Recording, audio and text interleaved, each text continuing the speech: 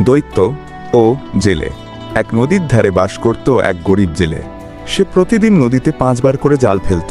এতে যে মাছ পেত তা বেচেই তার সংসারের খরচ চালাত। কায়ক্লেশে দিন গুজরান হতো তার। একদিন সকালে জেলে এসে নদীতে জাল ফেলল। প্রথমবার জাল টেনে দেখে একটিও মাছ পড়েনি জালে। জালে উঠল কেবল একটি মোটা গাছের গুঁড়ি। আবার জাল ফেলল সে। দ্বিতীয়বার জাল গুটিয়ে দেখল একটা মরা গাধা জালে জড়িয়ে রয়েছে। জেলে আবার জাল ফেলল। তৃতীয়বারে জাল গুটিয়ে এনে দেখে বিরাট মাটির জালা। বিষণ্ণ মনে জালাটাকে জাল থেকে বের করে সে নদীর ধারে কাত করে রাখল। চতুর্থবারে জালে উঠল একগাদা ভাঙা হাঁড়ি, কলসি আর ছোট বড় কাচের টুকরো। দুঃখে হতাশায় জেলে এবার আকাশের দিকে মুখ করে বলল, খোদা, তোমার কি মর্জি জানি না, 4-4 জাল ফেলে নসিবে কিছুই জুটল না। এবারই শেষ, তুমি দয়াময়, দেখো আমার ছেলেমেয়ের যেন আজ অনাহারে না থাকতে হয়। এই বলে জেলে শেষবারের মতো জালটা পানিতে ছুঁড়ে মারল। পঞ্চম ও শেষবার সে দেখল একটা তামার জালা জালে আটকে আছে। জালাটার মুখ ঢাকনা দিয়ে আটকানো। তার উপরে কি যেন সব লেখা খোদাই করা রয়েছে। জেলে সামান্য লেখাপড়া জানত। লেখাটা পড়ে দেখল ওটা দাউদের পুত্র সুলেমানের নাম। জেলের বুকে এবারে কিছুটা আশা ফিরে এলো। সে ভাবল, এই যে দেখছি বাদশাহী জালা, নিশ্চয়ই মণিরত্ন কিছু রয়েছে ভেতরে। খোদার দয়া এবার বুঝি নসিব ফিরল। জেলে নদীর পাড়ে পড়ে থাকা একখণ্ড পাথর দিয়ে ঠুকে ঠুকে সাবধানে জালার ঢাকনাটা সরিয়ে ফেলল। ব্যাস, যেই না ঢাকনা সরে গেল অমনি গলগল করে রাশি রাশি ধোঁয়া বেরিয়ে আসতে লাগলো ভেতর থেকে। জেলে চোখ বড় বড় করে ভয় একপাশে সরে দাঁড়ালো। দেখতে দেখতে সেই ধোঁয়ার কুণ্ডলী একটা অতিকায় দৈত্যে পরিণত হলো। দৈত্যের মাথাটা একটা বিশাল ঝুড়ির মতো, একগাছিও চুল নেই সেই মাথায়।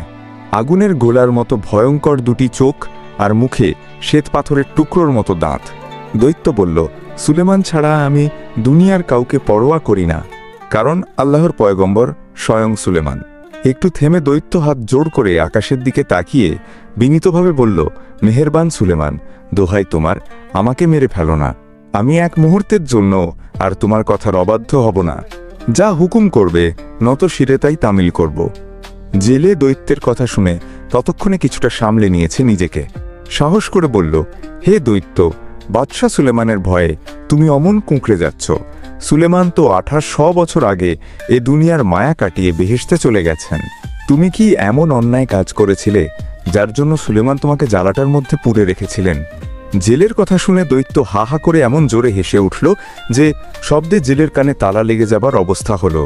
হাসি থামিয়ে দৈত্য বলল, আল্লাহ ছাড়া আর কারো ওপরেই আমার সামান্য আস্থা নেই। তার কাছ থেকে তোমার জন্য জব্বর একটা খবর নিয়ে এসেছি। জেলে সাহস করে জিজ্ঞেস করল, কিসে জব্বর খবর? তুমি দয়া করে আমাকে বলো। দৈত্য হাসতে হাসতে বলল, মৃত্যু।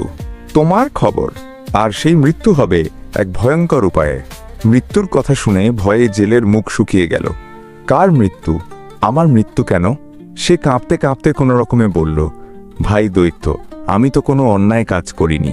তাহলে তুমি কেন আমাকে মারতে চাইছো? কতকাল তুমি এই জ্বালাটার মধ্যে বন্দী হয়েছিলে, নড়াচড়া করতে না পেরে কতই না কষ্ট পাচ্ছিলে। আমি তোমাকে মুক্তি দিয়েছি। এটাই যদি আমার অন্যায় হয়ে থাকে আর তার জন্যই যদি আমাকে জান দিতে হয়, তবে আমার আর কিছুই বলার নেই। দৈত্য যেন জেলের কথা শুনতেই পেল না। বলল, বলো, তুমি নিজেই বলো, কিভাবে মরতে চাও? জেলে এবারে হাত জোড় করে বলল, মরতে আমার ভয় নেই, কিন্তু আমার অন্যায়টা কি তা বলবে তো? কেন তুমি আমাকে মারতে চাইছো? দৈত্য এবারে বলল, তোমার গোস্তাকি কি শুনবে? বদনসিব জেলে, তাহলে শোনো বলছি। আমার নাম শখহরল জিন। আমি বাদশাহ সুলেমানের গোলাম ছিলাম। আমার এমনই ক্ষমতা ছিল যে দুনিয়ায় কাউকেই পরোয়া করতাম না। একদিন বাদশার হুকুম তামিল করতে অস্বীকার করে বসলাম। এতে রেগে দিয়ে বাদশাহ শায়েস্তা করবার জন্য তার লোকজন দিয়ে আমাকে একটা তামার জ্বালায় পুরে তার মুখ বন্ধ করে দিল। তারপর বাদশার মোহর খোদাই করে দিল জ্বালাটার মুখে। আমি জ্বালার ভেতরে বন্দী হয়ে গেলাম। বাদশাহ এরপর জ্বালাটাকে নদীতে ফেলে দিল। নদীর তলায় বন্দী অবস্থায় কাটতে লাগলো আমার দিন।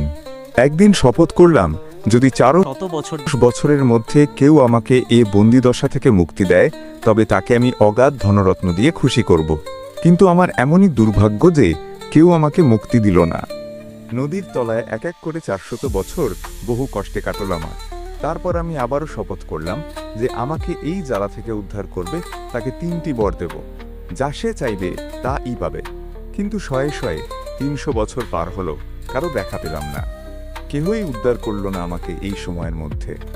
এবারে আমার মেজাজ বিগড়ে গেল। রাগে দুঃখে অপমানে শপথ করে বসলাম, আমাকে যে মুক্ত করবে সেই হতচ্ছাড়াকে আমি কতল করব।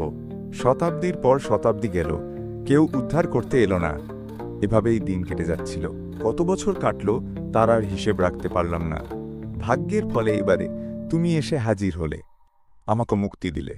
কিন্তু তুমি ডেকে আনলে নিজের মৃত্যু। শেষবারের মতো সুযোগ দিচ্ছি, তুমি নিজেই বেছে নাও কিভাবে মরতে চাও। দৈত্যের কাহিনী শুনে জেলে বুঝতে পারল আজ আর তার রক্ষা নেই। মৃত্যুর ভয়ে ভীত হলেও জেলে বুদ্ধি হারালো না। হঠাৎ তার মাথায় একটা বুদ্ধি খেলে গেল। সে বলল, ভাই, আমি কিছুতেই বিশ্বাস করতে পারছি না যে তোমার অত বড় শরীরটা কেমন করে এই ছোট্ট জালার মধ্যে ছিল। সত্য বলছো কি মিথ্যা বলছো তা তুমিই জানো, কিন্তু আমি হলপ করে বলতে পারি তোমাকে দেখলে একথা কেউই বিশ্বাস করবে না। জেলের কথা শুনে দৈত্য দাঁত কড়মড় করে মেঘের গর্জন তুলে বলল, কি আমি মিথ্যা কথা বলছি? এই জালার মধ্যে আমি থাকতে পারি না? বেশ, মরার আগে জেনে যাও, দৈত্য মিথ্যা কথা বলে না। কথাগুলো বলে অহংকারী দৈত্য চোখের পলকে ধোঁয়ার কুণ্ডলি পাকিয়ে জালাটার ভেতরে ঢুকে গেল। আর যেই না ভেতরে ঢোকা, অমনি জেলে এক লাফে এসে জালাটার মুখে ঢাকনা লাগিয়ে দিল। তারপর হাসতে হাসতে চিৎকার করে বলল, বেঈমান দৈত্য, এবার নিজেকে রক্ষা করো তুমি। তোমার প্রতিজ্ঞা নিয়ে আবার শতাব্দীর পর শতাব্দী জলে ডুবে থাকো, দেখব এবারে কে তোকে রক্ষা করে। এই বলে জেলে জালাটাকে আবার নদীতে ফেলে দিল। আলিফ লায়লা থেকে সংকলিত। ভিডিওটি ভালো লাগলে এডুকেশন বাংলা চ্যানেলটি সাবস্ক্রাইব করুন। নিয়মিত ভিডিও পেতে বেল বাটনটি ক্লিক করুন।